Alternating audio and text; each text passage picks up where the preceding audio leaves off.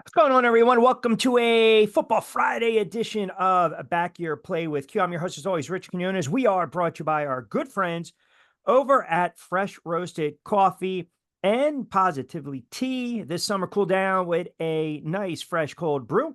You can load tea or iced coffee from our friends over at Fresh Roasted Coffee. Click on the link in my show notes below. Once you get through listening to this edition. And of course, use the promo code BYP20 for 20% off your first purchase. Also, we are brought to you by on this Friday when we do our pick segment from our good friends over at Play It Again Sports, 1450 Clements Ridge Road in Deptford, New Jersey. And our guy, Lloyd Vance, host of Lloyd Vance's Insider Football, Mondays, 8 o'clock Eastern Time, 8 to 9 on Sports Radio 1029 FM The Game, Coastal Sports Network, kind enough to join us as we are trying to get through week 2 of the preseason. A lot of injury news to get into. We already saw a team we believe is going to be a bad one, but rebuilding. They jettison a defensive player. We'll get into that. But as always, how are you, my friend? Doing great, Q. Exciting time finally heating up, and the Ravens and Chiefs will be here before we know it, kicking it all off.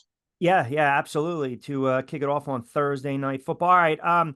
Big news that just comes down. J.J. McCarthy will miss the entire season. That's a huge blow. You feel bad for the kid coming out of Michigan. I don't know how much he was going to push Sam Darnold, but if you look at Minnesota, I mean, they've got players dropping like flies, tight ends, defensive players, wide receivers, and now you got to jettison Darnold in there, get him up to speed, a lot of reps prior to opening up the season on the road against the New York Giants. I think anytime a rookie quarterback goes down, that's pretty bad. I was reading a stat. I think since I guess the common draft era, no quarterback has gone down with an injury and missed the entire season until McCarthy. But how much of a gut punch do you believe that is to Minnesota? And did you believe that maybe this kid was going to sit behind Sam Darnold a couple weeks, and then if they struggled, get an opportunity? Because it doesn't seem as though he was going to be quarterback number one, but it's still a loss. Yeah, Q, it's a huge loss, and we know when teams are drafting quarterbacks in the first round, they're going to get them on the field, and I think they were just trying to get him up to speed, give Sam Darnold some reps, and the thing is, J.J. McCarthy looked good last week in that preseason game, man. He was throwing the football down the field, making some plays, and you thought just a matter of time before he was able to take over the starting reins. And it's just unfortunate because you wanted to see him with Justin Jefferson and Jones in the backfield coming over from the Packers. That's a big grab for them. Their tight end is banged up, but eventually they'll get him back as well. And it's just an unfortunate loss for them. Now, when you look at that division, though, Yep. we always thought that the Vikings may be in that last spot, but they still would be kind of improving. So O'Connell's kind of got his work cut out for him, and that is a bad injury for him. Yeah, and it's a tough division. I mean, like we alluded to, we think Detroit and Green Bay will be players in the division. You never want your quarterback to go down, whether it's a rookie or a veteran, especially prior to the season. But teams have to overcome, they have to adapt. We've seen it before in the past. Lloyd Vance joining us, Football Friday edition of BYP preseason week 2. Started last night. Eagles Pats 14-13. The Birds get the win. We'll get into that in a moment. But, we talked about teams rebuilding. I mentioned it. I talked about it a little bit the other day on the drive with Q on Sports Radio 1029 FM. That I believe there are some fraudulent teams out there. I believe there are some teams that are looking themselves in the mirror and they're trying to convince themselves they're good, right? New England Patriots is not a fraudulent team. They're just a bad football team. And jettison Judon like that to Atlanta that's stocking up on their defense. I get the sense right now, this is a full-blown rebuild right now by the New England Patriots, because the one thing you were able to hang your hat on was their defense. Yes, and Gerard Mayo's come in there, and he's saying he's not Belichick, so he's going to kind of run things the way he wants to. He's partnered with Elliott Wolf, who's now the general manager, basically there, and they're redoing this team, Q. And I kind of agree with you that this could be a tear down situation. Yes, they did draft Drake May in the first round to have him come in there, but clearly, if they're going to start Jacoby Brissett, who's more of a journeyman type quarterback, they're looking towards the future. And Judon, he was on like the last year of his contract. He wanted an upgrade in pay, and they just were like, you know what, let me cash in this chip while they can. Now the Falcons are going to be interesting because they get Judon, they sign Justin Simmons. That's going to be an interesting piece as well for that defense down there. and we know about all the offensive side of the ball for the Falcons with Kirk Cousins and the rest of the guys. So I do agree with you that the Patriots, they're just a team. They just kind of devoid of talent, in terms of Agree. offensive makers. And it's probably going to be a long season for them, and we'll see how they rebound. But Belichick left that cupboard very bare. Yeah, no, agree 100%. Gerard Mayo mentioned that Drake May definitely took a step forward in the team's 14-13 preseason loss to the Eagles on Thursday night. You mentioned Jacoby Brissett, the 9-year vet. They bring in a veteran presence. But listen, if you're leaving up the possibility that May could overtake Brissett if he lights it up in practice and in that third preseason game, that tells me they'll probably split half and half.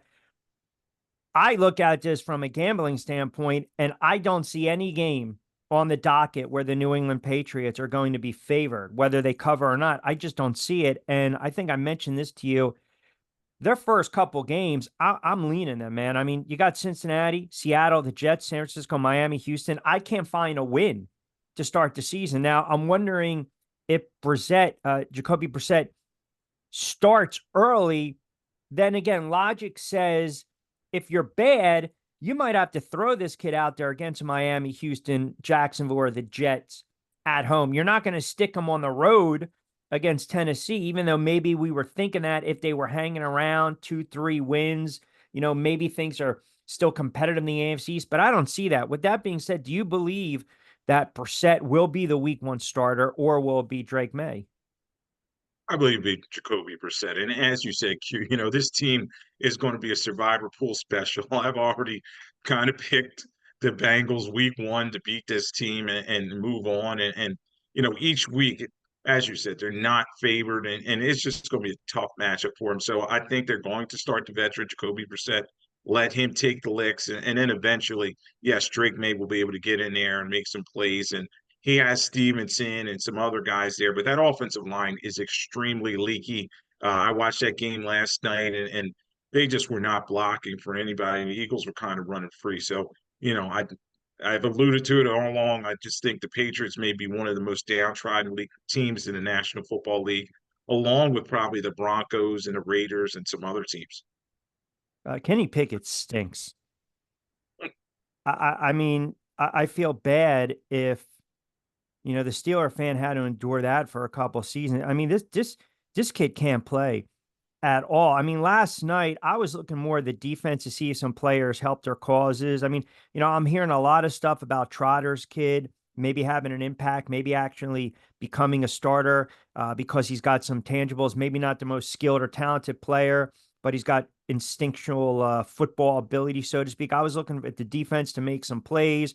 The quarterback position, we already know it's Jalen Hurts, but you brought in a veteran, I guess you can say a young player, pardon me, as a backup for Kenny Pickett. And you got Will Greer and you got this other kid, Tanner McKee. I mean, so Hurts is one hit away. And I know we don't typically talk about the backup quarterback until the starter goes down, but I can't rely on Pickett. He stinks. He's not. I mean, I'm listening to broadcasts last night. They're saying he's an NFL quarterback. I'm like, what the hell game are you watching?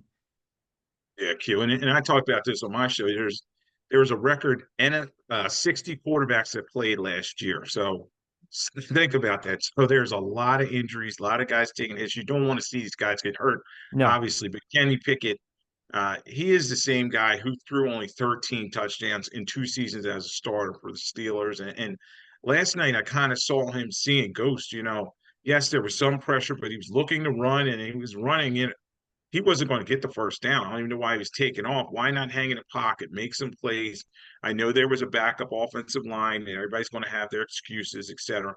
But you see some things you just don't like, and some guys that I know have been in practice. They've told me, they said he does not look that sharp. So he's not no, that backup that's going to come in there and hold down the fort until somebody, eh, he's not Don Strock from when I was a kid, come in there, the relief pitcher for sure. the Miami Dolphins, come in there, hold down the fort until Marino was able to get back there in place. And it is going to be difficult if Pickett has to step in for Jalen Hurts.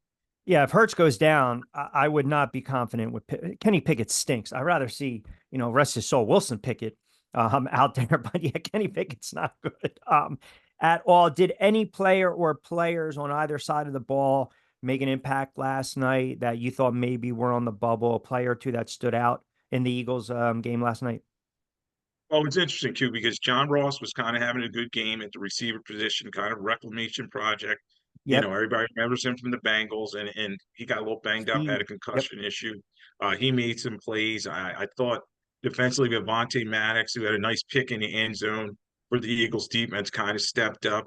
Trotterson was flying around second half, led the team in tackles. I thought he did a nice job, and N'Kobe Dean, he's probably fighting for his job. He had some few flash plays Yep. here and there. Now, interesting thing on that defense is Bradbury is at safety, and I just don't know if that's going to work. Q. There was one play, there was a read option play at the goal line. He got sucked in, did not cover the edge, and you can see that's just not his primary position at safety. And we're going to see if they're going to move him or what's going on there. So there were some things to watch in the game, but obviously it's preseason. And then the last game, the Eagles are going to play the Vikings. You're probably not going to see a lot there. Any of the starters, probably all the guys are going to be cut on the 27th. Yeah, you mentioned Bradbury. Everyone was saying, I can't believe the Giants are letting this guy walk. I mean, but because we saw enough.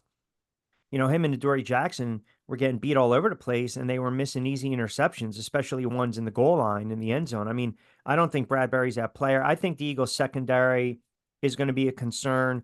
It looks as though they've got some players from the linebacking spot. I'm curious to see what Trotter's kid does going forward. Also, I don't know how much stock you put into this, but tight end, the kid Nagata, Joseph Nagata, if the N is silent, played well last night for Eagles.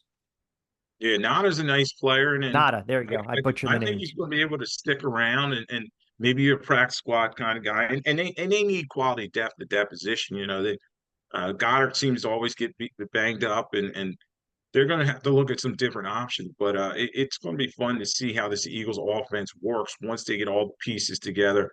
Obviously, Sirianni has rested a lot of the guys, but I was talking to some guys, and they were at the inter squad practices with the Patriots, and they said the Eagles clearly won all the sessions and were dominant. So I'm almost ready for regular season. And after a while, you get tired of hearing about guys that are going to be a bar bouncer very soon. What about the joint practices? 49ers and the Saints, because of all these injuries, they canceled the joint practices. We just talked about that. I think it was last week or earlier in the week, sit them or start them. I just feel as though so many players are getting banged up. Stafford got banged up. We saw the Vikings, McCarthy. We saw their wide receiver. We saw a couple of Giant players get banged up. Neighbors get banged up. I mean, we're seeing it all over, but the 49ers are almost like this walking mass unit. They decided we're going to cancel these joint practices. Yeah, you can't blame them because these joint practices are they're live reps, and we're seeing it where it's not friendly fire out there. Both these teams are going at each other, sometimes leading to fights like we saw in Detroit and the Giants. And I just think they're just being cautious here, and they're being cautious in terms of the games putting these guys in bubble wrap. So it's going to be interesting to see how this preseason plays out, and um, I'm ready to get this thing going, man. It's going to be fun. Lions and the Chiefs, and I know Kansas City's laying 7 in that one, and I think it's because Andy Reid came out and said Patrick Mahomes and the starters are going to play an entire half. I mean, the total is 38 and a half. Detroit's plus 260 on the money line. It's crazy too because some of these unders are very, very low preseason wise. I mean, just I was telling people you got to hammer these. I mean, last night you had 34, 35, and it's a 27 point game between the Patriots and the Eagles. But are you surprised that Kansas City, knowing that they already have some players banged up, that Andy Reid's tossing out these starters for a first half of a preseason game? No, I'm not. He's a guy that's done this for a while. He's won 3 Super Bowls, so you got to say, all right, he's That's pushing right. all the right Fair buttons. point. Cute, and he wants his guys sharp. And I think he saw. I think it was a couple of years ago where they rested a lot of these guys. Week 1, they came out and they were very rusty and they had a lot of penalties. And he wants that cohesiveness going into game 1. The Ravens are going to be a tough matchup, and it's going. He wants Mahomes ready to go with these guys. Now the thing is you have these injuries queue, and you wonder who's going to be at the receiver position because Rice may have a suspension coming up, and Worthy's going to have to step up in terms of being a rookie, maybe possibly a breakout player. Yeah, and they have some players, as you mentioned, some of these wide receivers dealing with injuries as well. Lloyd Vance kind enough to join us, Football Friday edition of BYP preseason style, looking at some of these slate of these games, news and notes and around the NFL. We're brought to you by our good friends over at Fresh Roasted Coffee. And of course, Play It Again Sports. Don't forget Amazon and also Spotify. Anywhere you get your podcast, you can download. Check out the link below. BYP20 for 20% off your first purchase of fresh roasted coffee. You can catch me during the week as well. The Drive with Q on Sports Radio 1029 FM, Coastal Sports Network, and Lloyd, host of Lloyd Vance's Insider Football, Mondays at 8 on the aforementioned said network. I talked a little bit about this the other day, and I want to get your thoughts. Fraudulent teams. Fraudulent team. So it's either legit or fraud. I'm going to fire off a couple teams and you tell me what side of the fence you want to lay your hat on and then the reasoning behind it.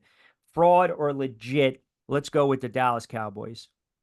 Well, that's an interesting one, Q. But I think if we're saying under 9 wins, which would make them, losing team, I'll say fraud because I just think CeeDee Lamb, that I'm not sure he's going to get signed anytime soon. And you got Dak Prescott and his contract situation, Micah Parsons as well. Uh, Dallas just has not done enough for me this offseason. So I would say they're going to be a fraud, and we may be looking at a tear down there. All right. I tend to agree with the fraud aspect of that. The Buffalo Bills, fraud or legit? I will go with legit. They won that division 4 straight years, and I just think with Josh Allen, one of the best quarterbacks in football. Yes, he lost Diggs, and you wonder where playmaking is going to come out. I think Coleman, the rookie, is going to be able to step up there defensively.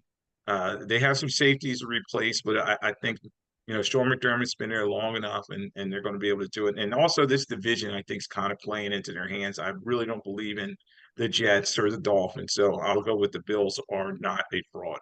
Fraud. They are a fraud. There's a disconnect, something going on within that franchise.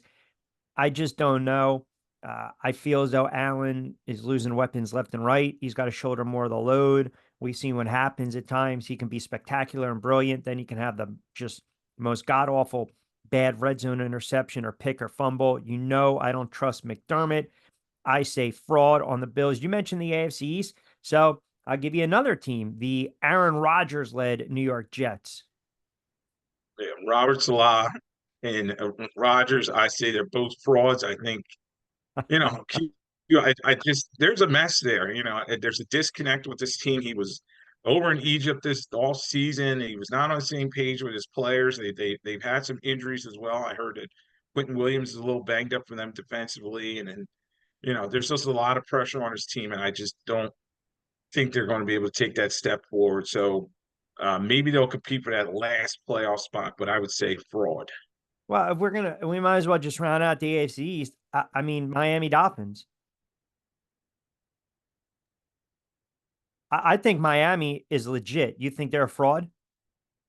Miami Dolphins, that's going to be an interesting one because we know the McDaniel is trying to, you know, get this team together. They have so many offensive weapons, and Waddle's a little banged up for them. And Tariq Hill, obviously, and the key thing is too, he's got that huge contract. Defensively, they need Phillips to come back from an Achilles injury. But I will say not fraud. I think they'll compete for one of those last playoff spots, probably be a wild card team. But once they go on the road, you just wonder, can they compete with some of these other teams? Let's stay in Miami. Let's stay in the Florida region, I should say. Jacksonville. Jackson, Dougie P. He's on the hot seat there, and Trevor Lawrence, another quarterback that got a big contract, and you wonder is he going to be able to live up that? I'm going to say they're kind of frauds because of the way they finished last season. They kind of limped home, and the Texans have kind of taken control of that division.